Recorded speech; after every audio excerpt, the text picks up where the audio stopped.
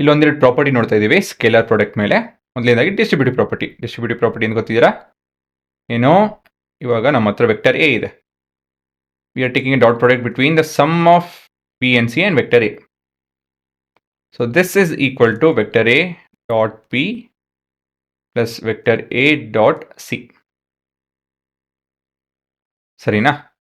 ಮತ್ತು ಮುಂದೆ if you have two vectors A and B, ಮತ್ತೊಂದು ಸ್ಕೇಲಾರ್ ವ್ಯಾಲ್ಯೂ ಇತ್ತು ಅಂತ ಹೇಳಿದ್ರೆ, the dot product between lambda into vector A dot B ಈ ಥರ ಇತ್ತು ಅಂತ ಹೇಳಿದ್ರೆ, it same as finding the dot product between b into vector b and the dot product between the result and vector A.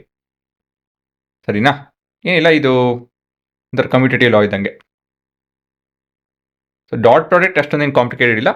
ನಿಮ್ಮ cross product that is the vector resultant ಅದು complicated ಇದೆ. ಇಲ್ಲ ಅಂತ ಹೇಳಿದ್ರೆ ಇದರಲ್ಲೆಲ್ಲ ಸಿಂಪಲ್ ಸ್ಟ್ರೇಟ್ ಫಾರ್ವರ್ಡ್.